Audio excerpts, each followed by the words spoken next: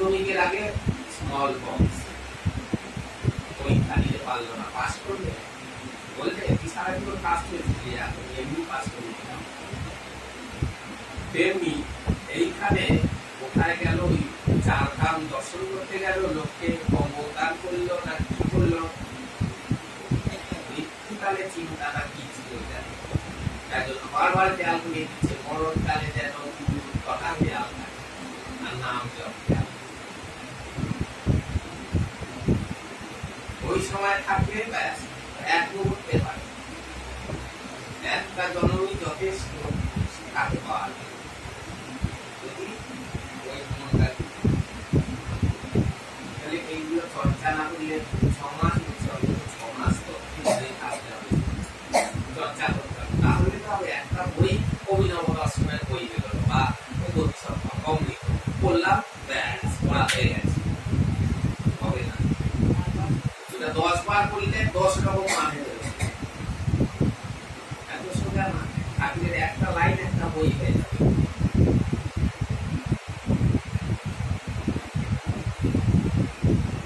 তাহলে এই নিয়ম মেনে যেমন খান দান স্নান করে এইসব তো নিয়মে করে, ঠাকুরের চিন্তা করতে চর্চা না হলে একটা নিয়মে হয়। বিধিগুলিতে দেখ এই সময় আমি জব করবোই করবো, এটা হয়। এইভাবে যে করবে সেই ঠিক তার খুশিটা পাবে। বলেছেন এখন একটা আসন রাখবা, মনে করবা পরিষ্কার পরিষ্কার দেওয়া হয়েছি, খুব জ্বালাইতে চালাইতে পারো। তারপরে লোমের আসন করবা, কেন? কারণ লোম টানে, এনার্জি টানে। মাথায় চুল দিচ্ছে কেন, পিছনে কেন দিল না? সাধুরা জটা রাখে কেন? এনার্জি টানে, লোম আর জটা।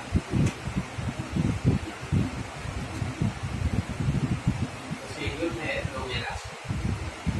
এই 10 মিনিট 15 মিনিট আসো আর আগে কিন্তু মাছ করতে হবে। সকালবেলা স্নান করে আর ঘুমাতে যাওয়ার আগে বিছানায় বসে। তাছাড়া যেখানে বাথরুমে টাথরুমে সর্বত্র চলবে, কিন্তু একটা ধ্যানযুক্ত নাম জপ আর এমনি তফাৎ নেই। তাহলে বললেন কেন যে সকালবেলায় ওই সূর্য উঠতেছে সমুদ্র থেকে, খালার মতো এটা চিন্তা করবো আকাশ রান্না করতে করতে হবে না, অফিস যেতে যেতে হবে, হবে না? তাহলে তার জন্য বসতে হবে। রাত্রেবেলায় পূর্ণিমার চাঁদ, সাদা পদ্ম, জ্যোৎস্নায় আলোকিত সমুদ্রের জল দুধের মতো, তার মধ্যে রাজহাঁস উঠছে আর সাদা পদ্ম ভাসছে, এই চিন্তা হলো বিড়ালের খোরাক। ঠাকুরের কথা কেন বললেন? এই খোরাকটা কে দেয়? তারপরে আবার খুব নিমিত ভাবে বলছেন, এর কথা বলেন না, বলছেন আবার চিন্তাতেও হয়, মহাকাশ চিন্তা করবে বলছে তো। আবার বলছে যিনি একই সময় ক্ষুদ্রতম থেকে বৃহত্তম সর্বত্র হস্তক্ষেপ করতে পারে, কারোর কাছে জবাবদিহি করতে হয় না, তিনি আবার মহাশূন্য পথ হইয়া পড়েন। আমি কত দিকে লুকিয়ে বললেন যে আমি মহাশূন্যের, তাহলে সেই ঠাকুর চিন্তা করলেই মহাশূন্য চিন্তা হবে, সব চিন্তা হয়ে যায়। চিন্তা তো তিনি বলবেন না যে আমার চিন্তা আবার হইয়া হইয়া আরো পরিষ্কার হয়ে যাবে, বুঝে নিতে।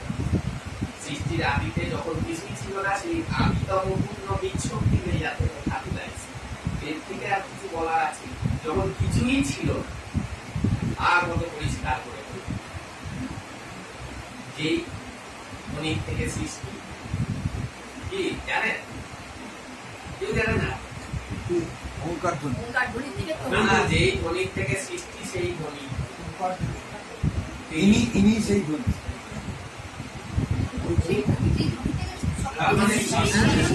সৃষ্টি যখন নেই তখনও কিছু, সেটাই তো বলছি, যখন কিছুই ছিল না আদি তখন কিছু, হ্যাঁ শুধু ও ছিল, সে যাই হোক।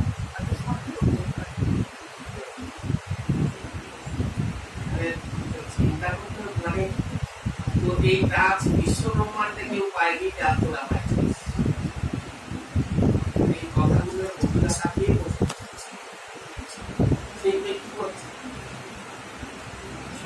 নিজের ওই চিন্তা করে বসে থাকা আমাকে, কিন্তু সংসারটা যেহেতু চালাতে হবে, সব করতে হবে ঠিকই, মনটা সারা করে সারাক্ষণ যেন তোমাদের স্মরণে থাকে বিরাট শক্তির সাথে তোমাদের যোগাযোগ আছে। কেন বলবো সারাক্ষণ স্মরণটা করি আমি, প্রতি পদক্ষেপে আমার এই কাজটা কি ঠাকুরের খুশি পাচ্ছে, এই যে আমি করতে যাচ্ছি এটাই কি খুশি হচ্ছে, এই সারাক্ষণ মনে চলবে। কাউকে একটা কিছু বলছি, একটা কাজ করছি, যা করি, এখানে যাচ্ছি, সঙ্গ সম্বন্ধ সাবধান থাকতে কত বিচার তোমাদের রাস্তা সুতোর উপর দিয়া করলে 4 মাইল নিচে খা, কথা ওয়ার্নিং দিব, একবার 2বার 3বারের তারপরে উঠতে গাইলে সুতো কাটতে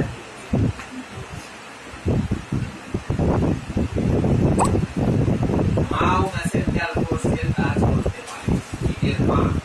আমি ভাবছি আমার কি প্রিয়, আমার সন্তান, আমার স্বামী, আমার স্ত্রী, আমার মা বাবা, এগুলো ইচ্ছে নেমে আসবে কোনো কিছু, কারণ সবাই কিন্তু পরীক্ষায় আছে।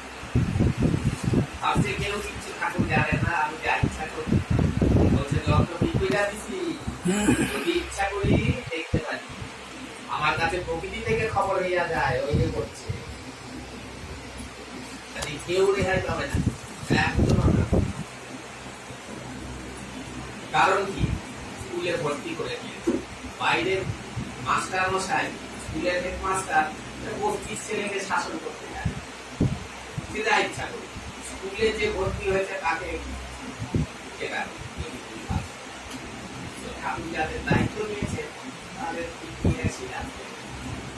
কারণ তার পাশ করাতে হবে, বুঝে যদি না ফোটে তাহলে আবার গুলতে আসতে হবে, তার দেওয়া বীজ তাহলে ঠিক তাতে আপনি তুলে না করতে পারেন, কিন্তু সেই ফোটার মাত্রা অনেকটা রকম, সব গাছের ফল হয়, গাছ হবে মিষ্টি টক নানান রকম মাত্রা, কতটা গাছ সাধনায় থাকলাম, কতটা তার নির্দেশ মানলাম, সেই অনুযায়ী আমার থেকে কারোর মাত্রা তফাৎ হয়ে যায়। এখন যেমন চারা নাটানা করছে ওইটা এই সূচল দেখতাম, যাও না গিয়ে দেখো, তখন হইল না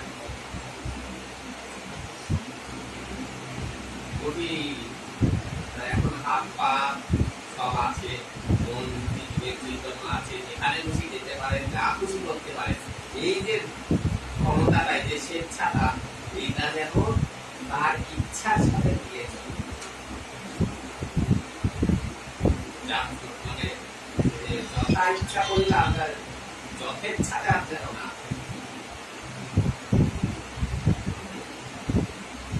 আমার কর্ম যেন তার ইচ্ছার প্রকাশ, এটাই হল যা করি। যে যার জন্য বলছে আমার ছায়ার সাথে কায়া হয়ে গেলে তখন তাকে বলবো আমার মনের কথা, তার তার মনের কথা বলেনি, মনের কথা কর্মের লোক নাই বলেছেন, ছায়ার সাথে কায়া কি করে হয়, আমার হাত এখানে হাত তুলে দিলাম, ছায়াটা কি হয়ে গেল, ছায়ার কোনো নিদর্শনতা নেই, আমি যেখানে যাবো ওকে 1 মিলিমিটার কাজ হলেও 1 মিলিমিটারই কাজ, তাই তো? তেমনি ঠাকুরের যে শিষ্য, ঠাকুর ইচ্ছা করবেন সে করবে, এইরকম অবস্থা যখন তখন তিনি তাদের আমাদের ইচ্ছা 80% 90% নিজের ইচ্ছা, 10% বিপদ গুলো ঠাকুরের পায়, এগুলো রক্ষা করার জন্য দিয়ে আর দেখলে তুমি দেখো, বাকি আমি যা ইচ্ছা ওগুলো দেখা দরকার, 10% কমান, 100% ছাড়লে 100% করবে। এটা একটা বাচ্চা খাটের উপর দাঁড়িয়ে মা ঘরে ঢুকলো, ছাপ ফেলে ভাবলো না আমি না ধরে করে দেয় না, একদম পুরো মা ধরে দিল, ওই রকম ভাবে ছাপ যদি মারি তাহলে তো এখানে এত জিনিস ধরে থেকে ঠাকুর আমার টেনে তুললো কি করে থাকবে, আমি তো কার কাছে কিন্তু বিদায় রাখছে আমার শক্তি তোমাদের একদিকে টানে আর ওই বিরুদ্ধ শক্তি তোমাদের কর্মের পথে আরেকদিকে টানে। তো ওই টানটাকে ছাড়াতে হবে আর এই টানটাকে বাড়াতে